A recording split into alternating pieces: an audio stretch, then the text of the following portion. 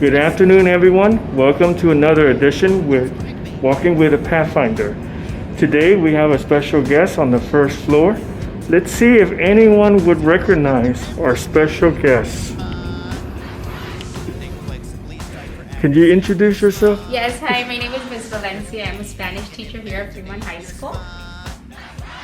And what about your background a little bit, your family background? So I was born in El Salvador, but I grew up here in LA, so I've been living here since I was 2. I grew up here in South LA, and I also came to Fremont High School, and I graduated from Fremont High School.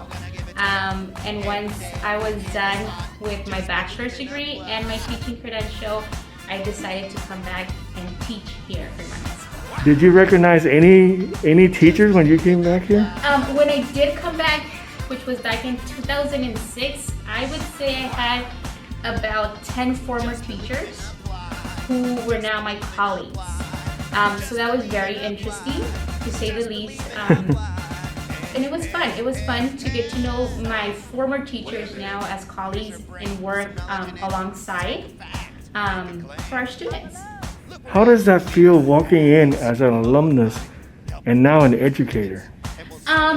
It's a different feeling. I would say it's a feeling where I still recognize the campus, but then at the same time there's a different pride because now I'm teaching at my former high school. So there's certain days where I still feel like I'm a student. Just our classroom itself here, 151. This used to be our old college center.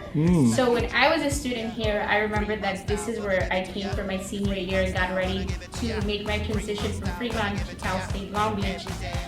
So it's definitely a different feeling, but it's a good feeling overall. And what are you teaching this year, Ms. Valencia? So this year I am teaching Spanish speakers, Spanish 1 for non-native speakers, and I'm teaching AP Spanish language. Is there a difference between regular Spanish and Spanish for a native speaker? So the main difference is the curriculum. So when we say Spanish speakers, that curriculum is usually tailored to students who have an experience with Spanish, whether it be because they speak it at home with their parents, they have some type of fluency in Spanish, versus our regular Spanish is for students who do not know Spanish, who need additional support learning the basics when it comes to Spanish. Why is it important for students to take Spanish? So it is super important for students to take Spanish in any foreign language, in this case particular Spanish, because our world is changing, and we know that having a second language is very important to communicate with others. And not only that, it opens the door to learn about other cultures. And being here in Southern California, one of the most spoken second languages is Spanish. And it also opens the doors for opportunities when it comes to work, being bilingual versus just knowing one language. And this month is Latino Heritage Month? Yes. Is there a special someone you have in mind? Well, one of the Latinos that I look up to is definitely Sonia Sotomayor.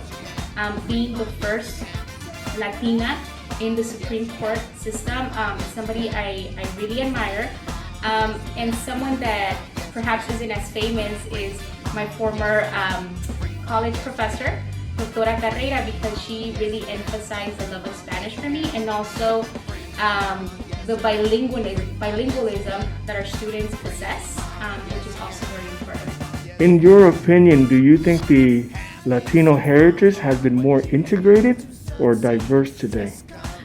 You know what? That's a very interesting question, because I think we could look at it in both ways. But definitely, as the years pass, we could see that there's more diversity, and just within our new generations.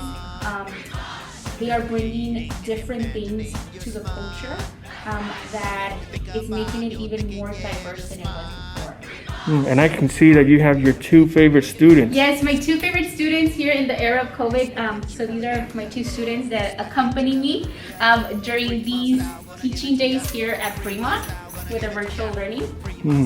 And one last question today is that I always see you bringing beautiful flowers. Yes, so today, as you can see, I don't have any flowers, but usually during the semester, I do bring flowers. And one of the reasons is I love flowers. And second of that, it became a habit to bring flowers every week.